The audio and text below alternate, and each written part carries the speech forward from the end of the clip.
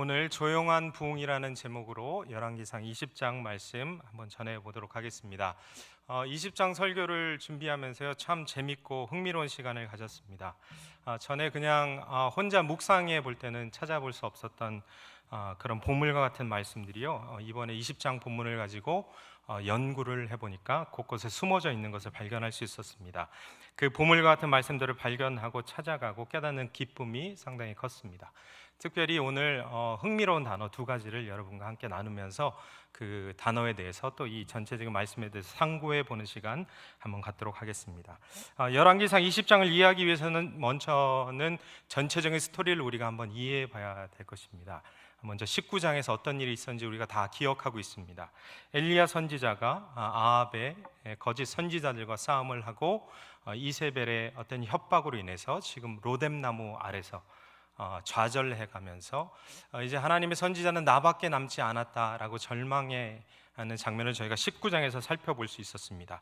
그때 하나님께서 주셨던 말씀이 바로 너 말고 7천의 선지자가 아직 남아있다라는 말씀이었습니다. 19장 마지막 단락을 또 보면요, 15절부터 펼쳐지는 말씀에서 하나님께서는 엘리야에게 말씀을 주시면서 새로운 아람 왕으로 하사엘을 세울 것이고 새로운 북이스라엘 왕으로 예후를 세우고 너의 후계자로 새로운 선지자 엘리사를 세우시겠다라고 하나님께서 말씀해 주십니다.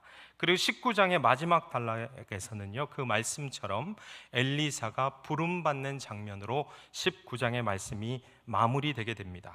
그렇기 때문에 하나님의 말씀 열왕기상을 읽는 독자들은요, 자연스럽게 20장의 말씀이 이 새로운 리더들의 등장으로 시작되겠지 예상하고 기대하는 마음으로 20장을 시작하게 됩니다.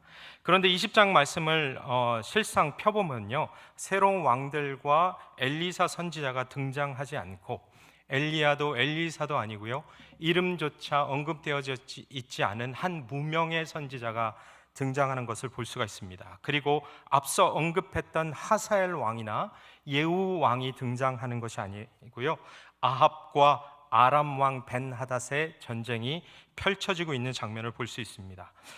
열왕기상 17장부터 22장까지는요 엘리야와 그의 아합 왕과의 어떤 전투와 싸움, 하나님의 뜻을 놓고 결투하는 장면들이 계속해서 이어집니다. 17장부터 22장까지 그런 스토리가 전개되는데요, 갑자기 어떤 이유에서인지 20장에서는요 갑자기 엘리야의 이야기는 사라져버리고 이름조차 거론되어 있지 않은 한 선지자의 이야기와 두 왕의 이야기가 펼쳐지고 있습니다.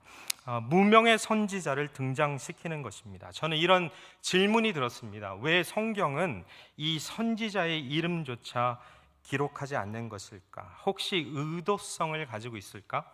20장에서 무명의 선지자가 등장하는데 21장에서 또다시 엘리야의 이야기가 등장하는 것을 보면 어떤 하나님의 말씀에서 어떤 의도성을 가지고 20장의 말씀이 지금 기록된 것 같은 느낌을 계속해서 주는 것을 느낄 수 있습니다. 혹시나 이것을 통해서 오늘 살아가는 독자들에게, 우리 하나님의 성도들에게 주시고자 하는 메시지가 있지 않을까, 저는 먼저 궁금증을 갖기 시작했습니다. 그것을 살펴보기 위해서 20장의 말씀에 대해서 간략하게 여러분에게 한번 설명드리겠습니다. 20장은요 우리가 제가 열심히 읽다가 갑자기 눈이 침침해지는 것을 느끼면서 갑자기 앞이 잘 안 보이는데 너무 많이 읽어서 그런 것 같습니다. 그래서 20장 말씀이 꽤 길었는데요, 세 가지 스토리로 전개되는 것을 볼 수 있습니다. 첫 번째 스토리는요, 아람, 오늘날 말로 하면요 시리아의 왕과 북이스라엘의 왕의 1차 전쟁이 펼쳐집니다. 두 번째 스토리는 뭐냐면요, 나중에 두 번째 2차 전쟁이 펼쳐지는 장면이 등장합니다. 그리고 20장의 마지막 부분에서는요 1, 2차 전쟁이 다 끝난 후에 아합 왕에게 임하는 하나님의 말씀으로 20장은 마무리되게 됩니다. 먼저 첫 번째 파트를 한번 살펴보고 싶습니다. 20장 1절부터 21절까지 저는 한번 끌어봤습니다. 1차 전쟁입니다. 아람 왕 벤하닷이라는 인물이 등장하는데요, 이스라엘을 쳐 들어옵니다. 말씀에서 나타나 있는 것 같이 이 아람 왕은요 북이스라엘을 완전히 깔보고 있습니다. 그도 그럴 것이 근동 지역에서 그 당시에요 근동 지역에 여러 군소 도시 국가들이 있었는데 이미 이 아람 시리아가 그 국가들을 점령해서 지금 세력을 이렇게 키워가고 있는 신흥 어떤 강대국이었습니다. 그렇기 때문에 오늘 본문에서도 분봉왕 32명과 함께 북이스라엘을 쳐들어갈 준비를 하는 모습을 볼 수가 있습니다. 바로 이스라엘의 수도였던 사마리아를 침공해서 아합 왕에게 항복하고 너의 왕권과 너의 나라의 주권을 나에게 바칠 것을 명령하는 장면이 등장합니다. 근데 20장 13절부터요 이 무명의 한 선지자가 등장해서 하나님의 말씀을 아합 왕에게 전달하는 순간이 등장합니다. 하나님의 말씀이 어떻게 등장되냐면요 너네가 아람 군대는 10만 명이고 북이스라엘 군대는 7천 명인데 너네가 이 아람 군대와 싸워서 승리할 것이다 라는 말씀이 선포되어집니다. 그리고 그 말씀대로 이 북이스라엘 아합 왕은 이 전쟁에서 크게 승리하게 됩니다. 아합이 잘해서 이긴 싸움이 아니었습니다. 현실적으로 불가능한 싸움이었고요 하나님의 초자연적인 간섭하심이 이곳 가운데 있었던 것이었기 때문에 1차 전쟁에서 이길 수 있었습니다. 그것에 대한 약간의 힌트를 성경이 주고 있습니다. 예를 들어서 14절의 말씀을 보니까요 이 선지자가 하나님의 말씀을 아합에게 전달하는데 아합이 계속해서 질문을 합니다. 하나님의 말씀이 사실인지 자꾸 체크해 보려고 의심하는 의도로 질문합니다. 14절에 이런 말씀이 있습니다. 아합이 이르되 누가 싸움을 시작하리까? 대답하되 왕이 시작하십시오 라는 대답을 선지자가 하는 것을 볼 수가 있습니다. 이 싸움을 누가 시작할까라는 질문을요 조금 더 직역해 보면 누가 선봉에 서야 되겠는가 라는 질문이었습니다. 이 질문에 명확하게 하나님은 아합 너가 선봉에 서라라고 대답해 주십니다. 그러나 우리가 알 수 있듯이 17절의 말씀을 보니까 아합이 선봉에 서는 게 아니고요 청년들이 선봉에 섭니다. 싸움이 열심히 진행돼 가다가 싸움에서 이겨가는 거의 끝을 바라보는 시점에서 21절에 아합 왕이 드디어 등장하는 것 같은 장면이 나옵니다. 선봉에 서라 할 때에 선봉에 서지도 않았고 싸움이 거의 맞춰갈 때에 아합 왕은 등장해서 싸움을 마무리 짓는 장면이 나옵니다. 하나님의 말씀을 전혀 신뢰하지 않고 있다는 것을 볼 수가 있습니다. 자, 20장의 두 번째 파트는요 22절부터 30절까지 이어집니다. 그 무명의 선지자가 다시 등장합니다. 28절 말씀 같은 데 보면요 하나님의 사람이라고 이를 명칭하고 있습니다. 여전히 이 사람이 누구인지 어디 출신인지 이름이 무엇인지 전혀 성경은 언급하지 않습니다. 그 무명의 선지자가 다시 등장해서 아합 왕에게 시리아가 이 아람이 곧 다시 전쟁을 하러 쳐들어올 거니까 준비 잘 하고 계시라고 메시지를 전달해 줍니다. 그리고 그 메시지 그대로 아람 군대들은요 이전보다 더 철두철미하게 준비해서 전쟁에 임합니다. 그리고 아람 군대들이 이런 말을 하는 것을 23절에서 우리 살펴볼 수 있습니다. 23절에 그들이 어떤 말을 하냐면요 이제 이스라엘 신, 그 신은 한번 보니까 그 신은 산의 신이더라, 산에 거하는 신이더라. 그러니까 우리가 말과 병거를 보충해서 평지에서 싸우면 우리가 이길 거야 라고 말하는 장면이 나옵니다. 그 당시에 이방 국가들은요 우상 숭배를 많이 하던 그 이방 국가들은 그들이 생각하고 믿기로 지역을 다스리는 신이 있다라고 그들은 생각했습니다. 그래서 여호와 하나님을 산을 다스리는 그 지역의 신으로 명명하면서 그 여호와를 깔보고 있는 장면이 나오는 것입니다. 이때 하나님께서 자신이 산을 다스리는 지역신이 아니라 만군의 왕이시고 온 우주의 통치자이심을 직접 나타내 보여주실 것을 작정하십니다. 그리고 나서 28절에 자막을 준비했는데 이 말씀이 나옵니다.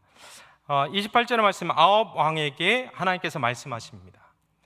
내가 이 큰 군대를 다시 내 손에 넘기리니 너희는 내가 여호와인 줄을 알리라 하셨나이다 하니라 라는 말씀을 전달하십니다. 그렇습니다. 하나님께서 하나님이 하나님 되심을 보여주시기 위해서 하나님께서 다시 한번 2차 전쟁에 간섭하시겠다라는 장면이 나옵니다.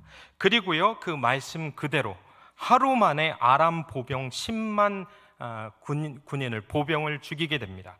그리고요, 성을 무너뜨리는데 이것은 현실적으로 불가능한 일이었다라고 합니다. 그래서 하나님의 초자연적인 간섭으로 2차 전쟁 또한 아합 왕이 이끄는 그 군대가 승리하는 장면이 전개되는 것입니다. 저는 여기까지 말씀을 읽으면서요, 수많은 질문이 들었습니다.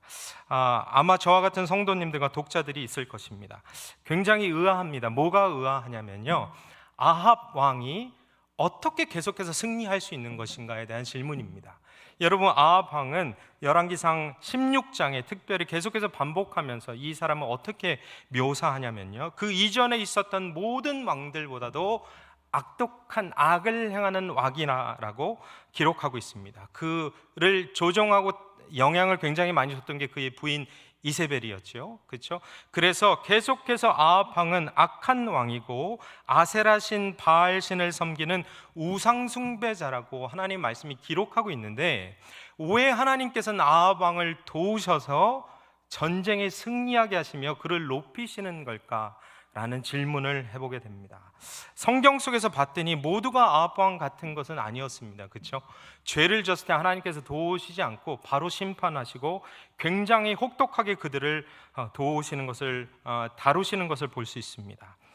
그런데 계속해서 말씀을 묵상해 보니까요, 성경은 절대로 하나님께서 아합 왕을 돕고 계신 것이 아니다라고 설명하고 있습니다. 아합을 위해서 승리를 주신 것이 아니었습니다. 아합 왕을 도우시는 하나님이 아니셨습니다. 오히려 우상숭배로 리더를 잘못 만나서 우상숭배로 극도로 타락해 있는, 그치만 하나님의 통치와 보호하심 아래 있었던 하나님의 선택받았던 백성, 이 북이스라엘에 대한 하나님의 연민으로, 은혜로, 긍휼로 그 이스라엘 선택받은 백성들을 돕고 계셨고요, 더 중요한 이유는 아합을 도우신 것이 아니라 하나님이 하나님 되심을 보이시기 위해서 이 전쟁에서 승리하게끔 만드신 것이었습니다. 그로 말미암아 내가 진정 왕이다라는 것을 이스라엘 백성들에게, 온 만방의 아람 군대들에게 그것을 보이시기로 작정하셨기 때문에 이 전쟁에서 승리한 것이었습니다. 아합 왕의 공로가 이 전쟁 가운데, 앞서 제가 잠깐 언급했던 바와 같이 아합 왕의 공로가 전혀 없었습니다. 그는 하나님의 말씀이 정말 놀랍게 선지자가 하나님의 말씀을 그에게 전달하지 말아야 되는 악한 왕이었음에도 불구하고 말씀이 선포되어질 때 그는 하나님을 끝까지 신뢰하지 못했던 장면을 우리가 또한 앞에 구절에서 또한 살펴봤습니다. 그러나 아합 왕은요, 이 상황을 잘못 해석합니다. 오늘날 많은 이들이 아합 왕과 같이 동일한 해석의 오류에 빠질 위험에 있습니다. 아합 왕은요, 자신이 잘해서 전투에서 승리했다라고 해석합니다. 그래서 일이 잘 풀렸다라고 해석합니다. 승리에 도취되는 장면들도 등장하고요, 자신의 악행, 우상 숭배를 오히려 이 승리로 말미암아 정당화하는 계기로 삼습니다. 조상신, 그의 조상이 섬겼던 여호와가 나를 도와주는구나 라고 오해합니다. 사실은 현상적으로 봤을 때 결과는 승리로 나타났지만 인과응보의 관계가 성립되어지지 않는 상황이었습니다.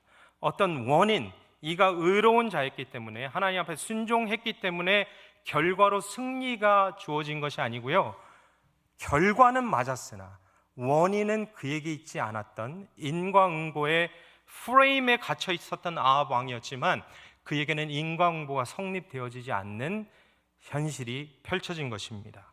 그렇기 때문에 이 아합 왕은요, 우리도 또한 이렇게 해석의 오류에 빠질 수 있는데, 이것을 통해서 우리 자신을 한번 저는 점검해 보길 소망했습니다. 우리에게는 어떤 해석을 해볼 수 있을까요?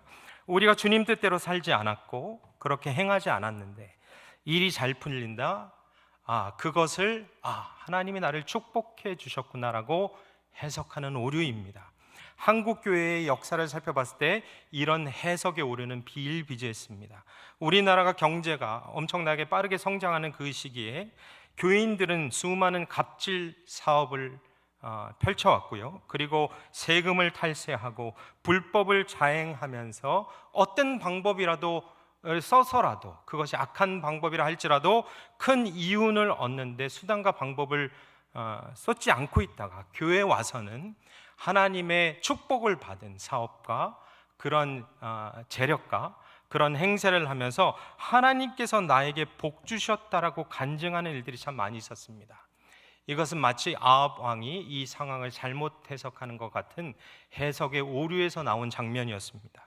하나님의 말씀을 통해서 세상을 해석해야 되는데, 하나님의 말씀이 나조차도 모르는 내 내면과 내 자신의 모습을 조명하셔서 나를 점검하시고 교훈하시고 책망하시고 바르게 잡아주신 상태에서 세상을 해석해야 되는데요, 하나님의 말씀이 없이 세상을 살아가다가 세상의 수많은 진리와 수많은 팩트들을 가지고 아주 가끔 하나님의 말씀을 들여다보며 세상의 가치관을 가지고 하나님의 말씀을 해석하려다 보니까 아합과 같은 그런 어리석은 해석이 나오게 되는 것입니다. 그 결과, 전쟁의 결과를 잘못 해석한 아합은요, 마지막 세 번째 단계에 이르릅니다. 벤하닷을 처단하지 않고 그를 이렇게 가만히 지켜보니까 그를 정치적으로 이용하면 그에게 줄 이득이 참 많았기 때문에 그를 처단하지 않고 그와 조합을 맺고 그 장면이 끝나는 장면이 나옵니다. 그리고 벤하닷을 살려준 아합에게 이 한 선지자가 다시 등장해서 하나님의 말씀을 전합니다. 그 세 번째 장면이요, 어디부터 시작되냐면 35절부터 시작됩니다. 여기서는요, 이 선지자를 어떻게 설명하냐면 선지자들의 무리가 있었는데 그 무리 중에 한 사람이더라 라고 설명합니다. 이 사람의 이름이 등장하지 않습니다. 이 사람이 어떤 사람인지 전혀 성경은 할애하지 않습니다. 철저하게 무명입니다. 그냥 집단의 선지자 중에 그냥 일개의 한 선지자였던 것입니다. 이 선지자 누군지 우리는 해석할 수 있는 방법이 잘 없습니다. 그렇지만 저는 20장에서 계속 두 차례 등장했던 그 선지자와 동일 인물로 저는 바라봤습니다. 그 한 선지자가 이 아합 왕에게 하나님의 말씀을 전합니다. 그리고 나서 이 말씀을 전하는 것은 무엇이냐면요, 벤하닷을 살려준 것이 너로 하여금 죽게 너가 심판받게 만들 것이다 라고 하면서 그의 죽음을 예언합니다. 성도 여러분, 이런 생각이 혹시 안 드십니까? 벤하닷을 살려준 것이 뭐 그리 큰 잘못이라고 하나님께서는 아합을 너는 벤하닷의 목숨과 너의 목숨을 뒤바꿔서 너는 죽게 될 것이야 라고 말씀하시는 걸까요? 저는 그런 생각이 들었습니다. 이 사람 좀 살려줄 수도 있지, 항복하고 있는데 살려줄 수도 있는데 왜 이렇게 하나님께서는 혹독하게 말씀하실까? 성경이요, 그에 대한 설명을 20장 42절에서 해줍니다. 이 한 단어만 이해하면, 제가 설교 처음에 두 가지 흥미로운 단어에 대해서 여러분에게 설명드린다고 했는데요, 그 첫 번째 단어입니다. 우리 42절의 말씀을 한번 보겠습니다. 그가 왕께 아뢰되 여호와의 말씀이 내가 멸하기로 작정한, 제가 색깔을 칠했는데 바뀌었네요. 작정한 사람을 내 손으로 놓았은즉 내 목숨은 그의 목숨을 대신하고 내 백성은 그의 백성을 대신하리라 하셨나이다. 여기서 하나님께서 멸하기로 작정한 이라는 단어에 헤렘이라는 단어가 나옵니다. 여러분, 첫 번째 단어인데요, 이 헤렘이라는 단어를 꼭 한번 반드시 기억해 보십시오. 매우 이해하기가 어려운 단어인데요, 흥미로운 단어입니다.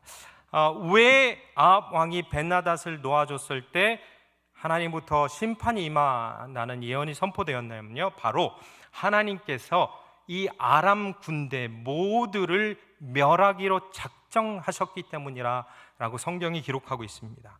이 헤렘이라는 단어는요, 성경에서 그렇게 많이 등장하지는 않지만 여호수아에서 가장 많이 등장합니다. 제가 캐나다에서 공부할 때 사무엘서를 공부하면서 이 헤렘이라는 단어를 연구할 수 있는 시간이 있었습니다.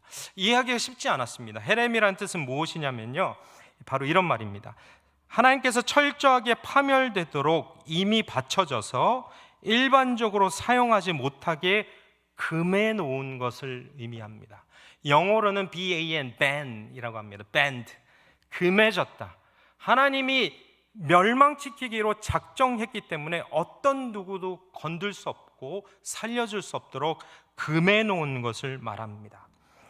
그렇기 때문에 이 헤렘이라는 것으로 하나님께서 분류해 놓으시면요, 사람의 관점으로, 사람의 세계관으로, 사람의 생각으로, 사람의 입장에서 이게 아무리 의로운 일로 보이고 인권을 위한 것이고 그리고 정의와 공의를 구하는 일이라고 판단되어져도요, 하나님이 의의 본체이시고 의의 주체이시기 때문에 인간의 입장이 어떠하던 간에 상관없이 그것은 살려주면 안 되는 것이 바로 헤렘입니다. 벤하닷 아람 군대가 이 헤렘이었기 때문에 아합 왕이 벤하닷을 놓아줬을 때 하나님으로부터 가차 없는 심판의 메시지가 펼쳐진 것입니다. 그것을 어겼을 때 성경은 여지없이, 그래서 여호수아에 보면요 굉장히 어려운 장면들이 나옵니다. 어린아이들, 여자들 다 말살해야 된다. 이게 헤렘이기 때문에 그렇습니다. 좀 더 이해해 봐야 되지만 그런 의미 때문에 이것에 대해서 아합 왕에게 화가 임한 것입니다. 그래서 아합 왕은 헤렘이었던 그들을 멸하지 않았기 때문에 하나님께서 이 메시지를 통해서 선지자 무리 중에 한 사람을 통해서 하나님의 메시지를 전달하시는 것이었습니다.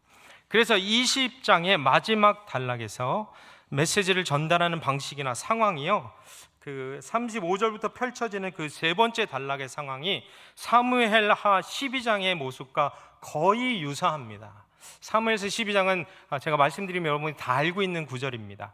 다윗 왕이 범죄했을 때요, 나단 선지자를 하나님께서 보내셔서 어떤 예를 들면서 예언을 하시는데, 이제 다윗 왕이 반응하면서 그에게 심판이 선포되는, 그의 죄가 발각되어지는 장면 여러분 모두 알고 계시죠?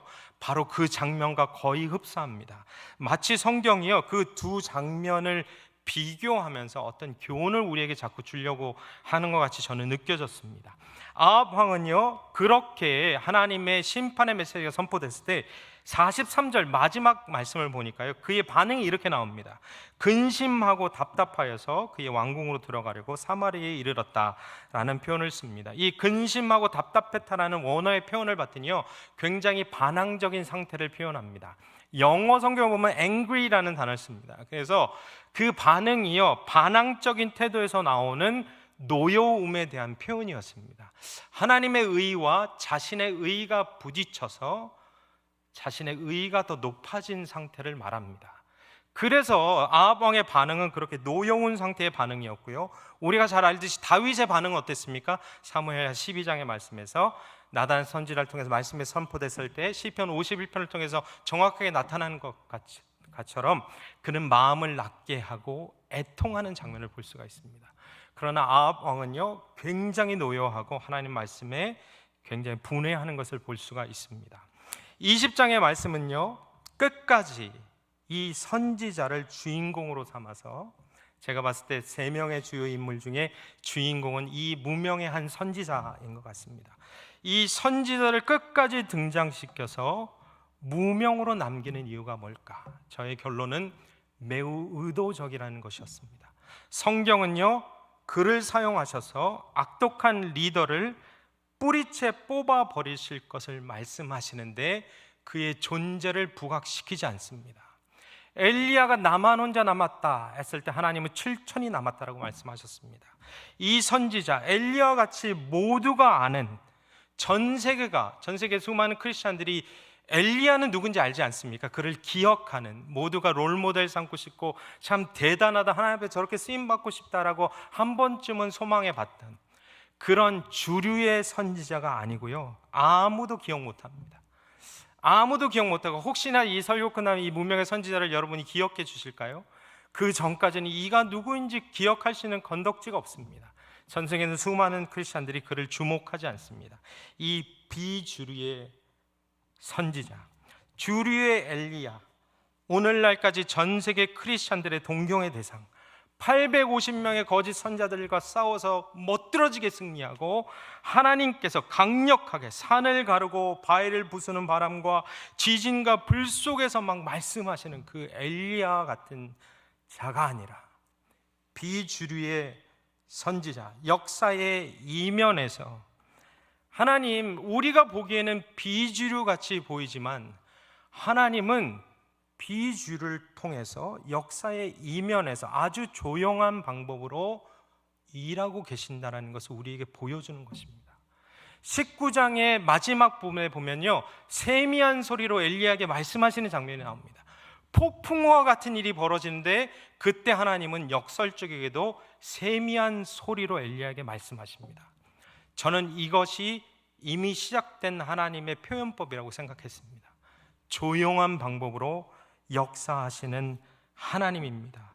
우리 눈에 세상이 보기에 무명같이 여겨지는 자들도 하나님께서 귀히 사용하고 계시는구나. 비주류, 낮은 자같이 보이는 사람들 통해서도 하나님은 여전히 역사를 운행하고 계시는구나 라는 것을 20장의 말씀을 통해서 저에게 보여주고 계시는 것입니다. 사랑하는 성도 여러분, 제가 2006년도에 보스턴에 있을 때 이런 일이 있었습니다. 보스턴 미 동부의 보스턴 뉴 잉글랜드 지역은요, 여러분 잘 아시듯이 청교도들이 처음에 메이플라워를 타고 플리머스라는 도시에 와서 정착하고 복음의 뿌리를 내렸던 곳입니다.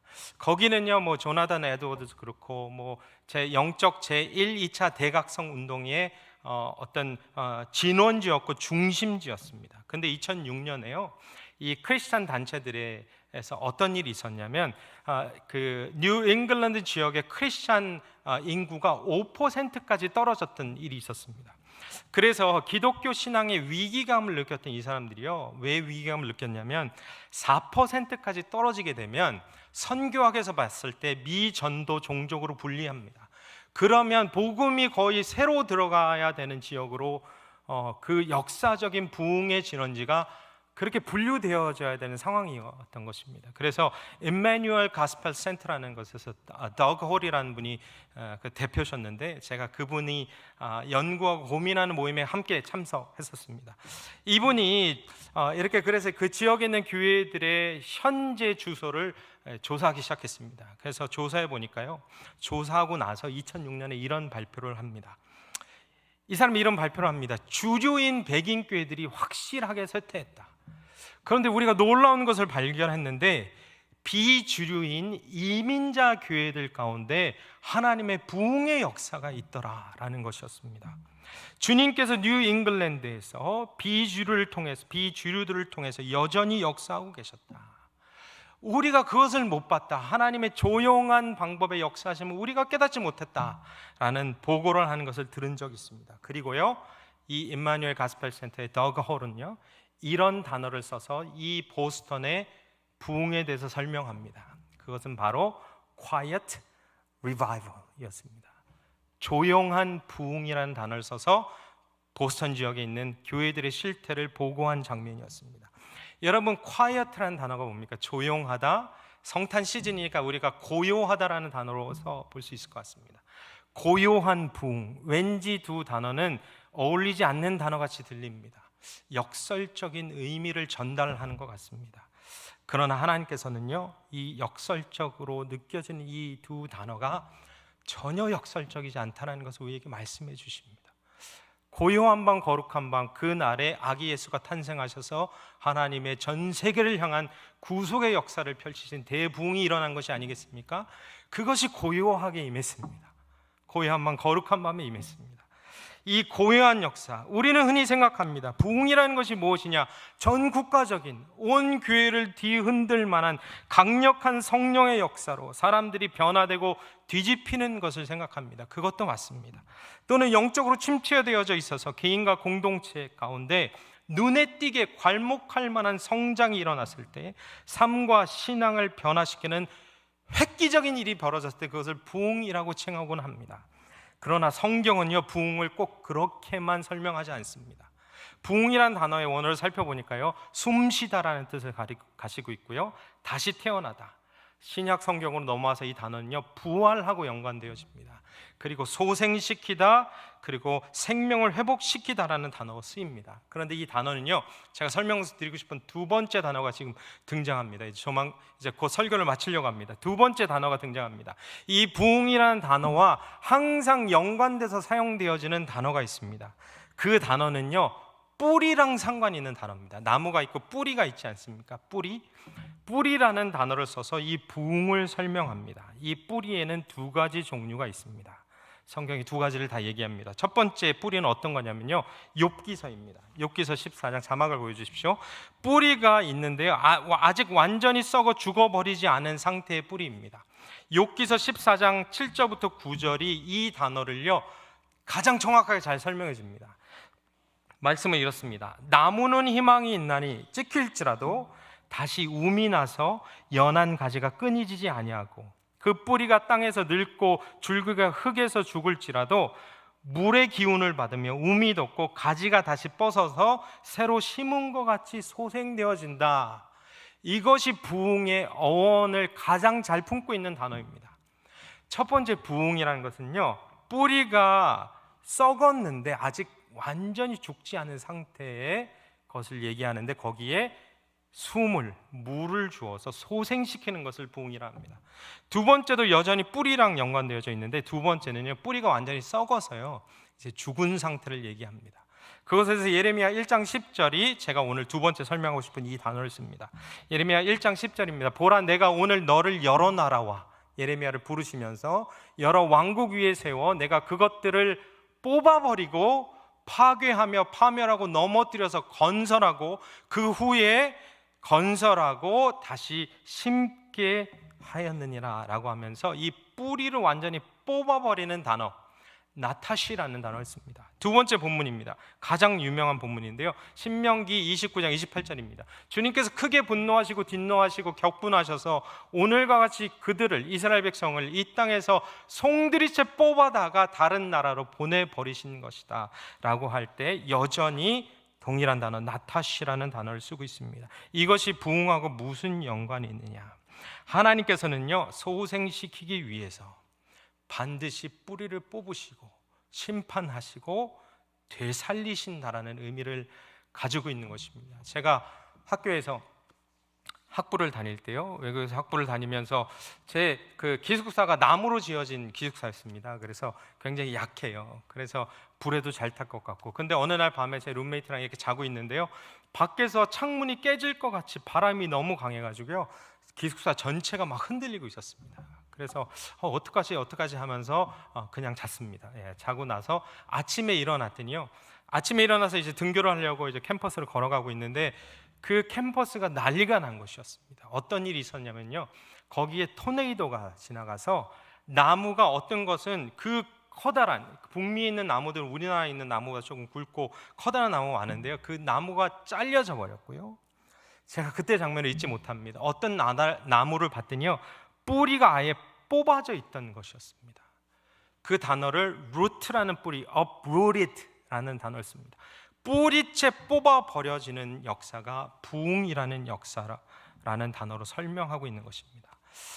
말씀의 결론을 짓겠습니다. 두 단어를 기억했으면 좋겠습니다. 여러분, 열왕기상 20장은요 표면적으로 보면요 아람 국가와 이스라엘 사이에 벌어진 전쟁 이야기처럼 보여집니다. 그러나 핵심 주제는요, 여호와 하나님께서 온 세상의 역사를 주관하고 계시는 만왕의 왕이시라는 것이고요, 그에 대한 예언 그리고 성취에 대한 말씀입니다. 여러분, 이 표면적인 역사 이야기를 공부하면 그래도 우리가 얻을 것이 있고 교훈 삼을 것이 있고 배울 것이 있지만 거기에만 머물러 있으면 잘못 적용하기가 쉽습니다. 제가 말씀을 준비하면서 여러 가지 참고 서적들을 봤는데요, 굉장히 잘못된 적용을, 정말 우스울 정도로 놀랄 정도로 적용을 하고 있는 본문 서적들을 꽤 많이 볼 수가 있었습니다. 왜 그러냐면 이 내면적으로 역사하시는 하나님의 이 교훈을 보지 못해서인 것 같습니다. 두 가지 다만 기억하셨으면 좋겠습니다. 헤렘입니다. 헤렘. 하나님께서 작정하시고 내버려 두려고, 내치려고, 멸하시려고 금해 놓으신 것입니다. 그곳에는요 인간의 인권이나 정의나 공의나 인간의 입장에서 맞아 보이는 것이라 할지라도 주님이 작정하시고 아니다 하셨으면요 하나님이 맞으십니다. 그런 것들을 우리가 넘어서면 안 됩니다. 두 번째, 나타시라는 단어입니다. 이것은 조용한 부흥입니다. 하나님께서는요 비주류를 사용하셔서 역사하십니다. 낮은 자의 하나님, 겸손하고 통회하고 자복하는 심령을 기뻐 받으십니다. 비주류 같이 보이는 내 인생이라 할지라도 하나님께서 나를 통해서 역사하실 수 있습니다. 우리 가정에서, 학교에서, 공동체에서. 그렇기 때문에 우리는 잘 나가는 것들만을 부러워할 필요가 없습니다. 오히려 그것엔 더 많은 위험이 도사리고 있습니다. 소생을 위해서 뿌리 뽑혀져야 되는 부흥의 선천적인 선제적인 역사가 우리의 삶 가운데 혹시 필요하지 않은지 돌아봤으면 좋겠습니다. 혹시나 우리 가정 가운데 하나님이 기뻐하시지 않는 뿌리 뽑혀야 되는 잔재들이 남아있지 않은지 우린 직면해 봤으면 좋겠습니다. 혹시나 내 자아 가운데 하나님 보시기에 악한 모습이 있어서 이것이 뿌리 뽑혀야 되는데 우리가 계속해서 거부하고 있지 않은지 나 탓이라는 단어를 통해서 여러분 한번 묵상해 보셨으면 좋겠습니다. 그래서 우리 모두가 아합왕과 같이 되지 않고 다윗왕과 같이 반응하여서 하나님 앞에 통회하는 심령으로 나아가는 우리 모두 되길 소망합니다.